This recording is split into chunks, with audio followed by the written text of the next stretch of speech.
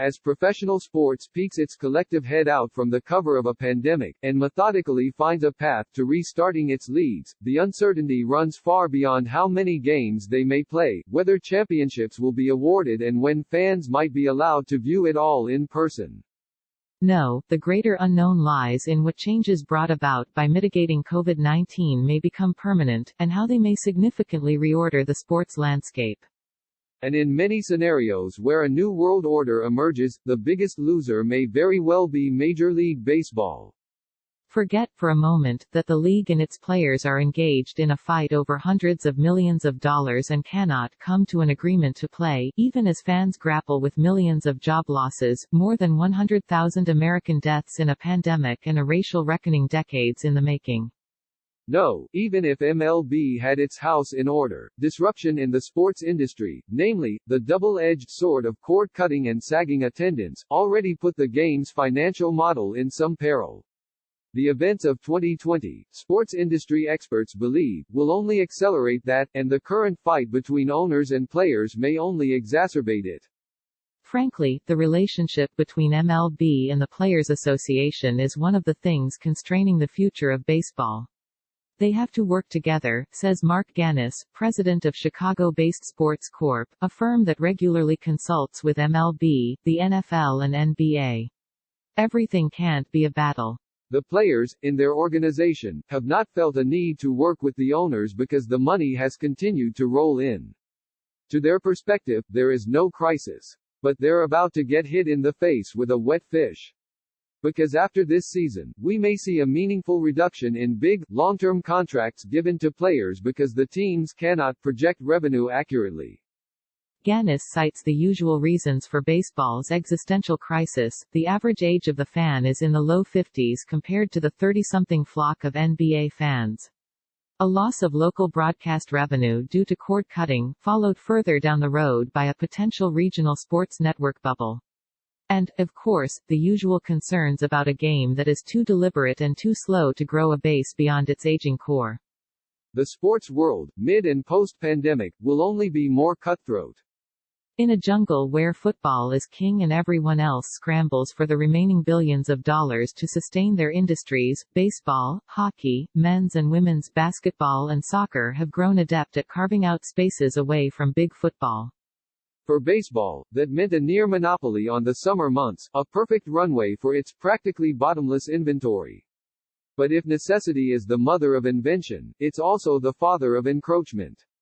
And for the next 2 years, the threat of the NBA will grow even more real. Should baseball reach an agreement to play this season, it will enjoy an exclusivity window of only 3 weeks in early July, as the NBA projects its games will resume in late July. If both leagues avoid shutdowns caused by a rash of coronavirus cases, baseball will find itself head-to-head with hoops into its playoffs, as Game 7 of the NBA Finals is tentatively scheduled for October 12. Next season will be no better. The NBA plans a December 1 tip-off of the 2020-21 season, pushing its regular season into May, the finals into July, the draft after that. That's a full season of moving more of its inventory head-to-head with baseball, rather than football. And the NBA could very well like the results. There will be encroachment on the typical MLB calendar, says Gannis, and if that is successful, they may find ratings and fan interest so great, they may encroach another month or longer on the traditional baseball season. That would be very bad for Major League Baseball. Particularly with the sport already taking a significant drop at the box office, with attendance drops of 4% in 2018 and an additional 1.6% in 2019.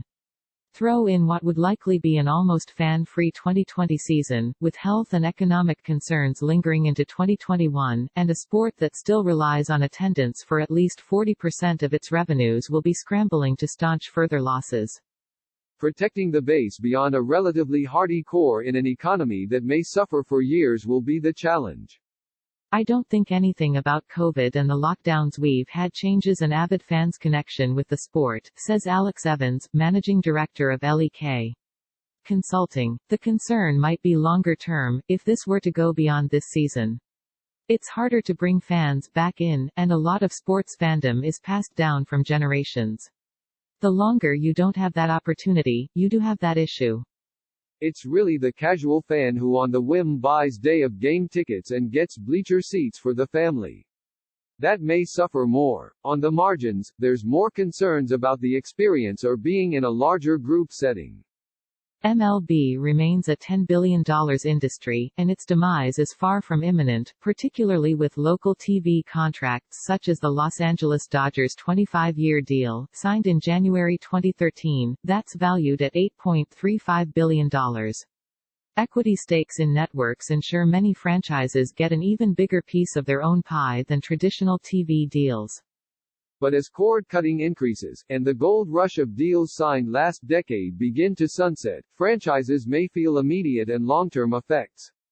This winter, assuming baseball manages to hammer out a deal and play a 2020 season, the sport's current problems, lack of recognition for its biggest stars, a slow game, a labor war that will brew through 2021 and its extended ones may collide. Consider that by the time opening day 2021 comes around, several franchises may have played as few as 50 games since September 2019. In that same span, NBA teams will have played more than 130 games. Good luck marketing emerging stars like Juan Soto, Ronald Acuna Jr. and Bo Bichette when the likes of Mike Trout and Bryce Harper have long been absent from everyone's TV. That's largely due to the timing of the COVID-19 outbreak, which was totally out of MLB's hands. That can't be said for the rest of its issues. Being out of sight really does mean being out of mind, in this case, says Ganis. It doesn't help that the perception is players and owners are battling over money when the rest of the country is hurting terribly. Wait until next offseason. I think players will be shocked at how many teams are unable to project accurate revenue and be reticent to give out big money contracts. Not because of collusion, but because of not being able to project revenues correctly. Just in time for the next labor showdown, after a 2021 season that may be played in a new, less forgiving landscape.